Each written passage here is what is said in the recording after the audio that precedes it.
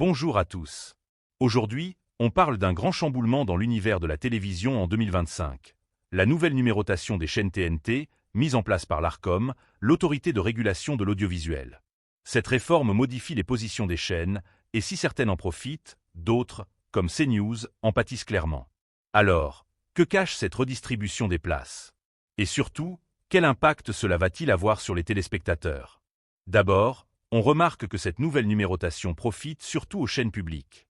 Par exemple, France Info, qui était à la traîne au canal 27, passe maintenant au canal 16, un emplacement stratégique qui était occupé par CNews.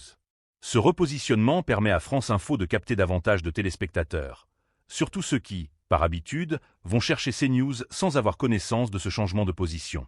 Et ce n'est pas tout. France 4 bénéficie aussi d'une promotion importante, passant du canal 14 au canal 4.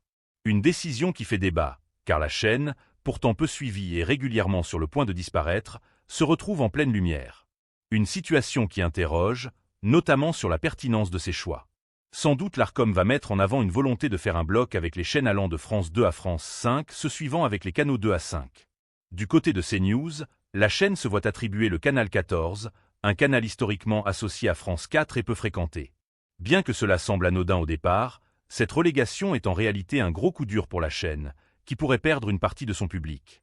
L'emplacement joue un rôle clé dans la visibilité, et ce changement pourrait nuire à l'audience de CNews à court terme évidemment, mais peut-être aussi à plus long terme. Alors, est-ce que CNews paye le prix de son positionnement éditorial? Sa ligne critique envers le gouvernement tranche avec des chaînes comme LCI, qui, elles, bénéficient d'un déplacement favorable. Cette situation alimente les soupçons de parti pris de l'Arcom. Mais ce n'est pas tout. LCI, la chaîne info de TF1, fait un bond en avant. Elle passe du canal 26 au canal 15. Ce changement va clairement lui permettre de mieux rivaliser avec les autres chaînes d'info. Et puis, il y a BFM TV. La chaîne d'information du groupe RMC BFM, qui était au canal 15, se retrouve au canal 13. Cela peut sembler anodin, mais cette position la place désormais dans un cadre stratégique encore plus favorable. Ce repositionnement montre un avantage évident pour la chaîne dont l'actionnaire, Rodolphe Saadé, a des liens proches avec le pouvoir. Cependant, le groupe RMC BFM n'est pas d'accord avec cette réorganisation et a exprimé son mécontentement. Les propos de RMC BFM ne sont pas très clairs, mais ils semblent concerner le sort réservé à RMC Story et RMC Découverte qui se voient devancés par les deux nouvelles chaînes que sont CMI TV et OF TV. Alors, l'Arcom, de son côté, justifie ses décisions par le besoin de clarifier la numérotation des chaînes. Mais, face aux accusations de favoritisme envers certaines chaînes proches du pouvoir ou conciliantes avec lui, on peut se poser des questions sur l'impartialité de l'Arcom. Alors que l'Arcom devrait renforcer le pluralisme, cette réforme, et d'autres décisions antérieures, semble favoriser des intérêts politiques plutôt que de garantir la diversité d'opinion.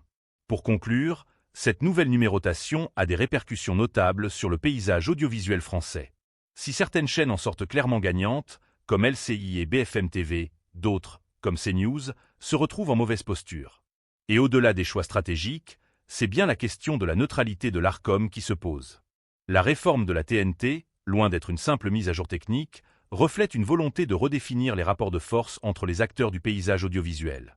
Les prochains mois seront cruciaux pour voir si ces changements auront un impact durable sur l'audience, et surtout sur la diversité des voix qui s'expriment sur nos écrans.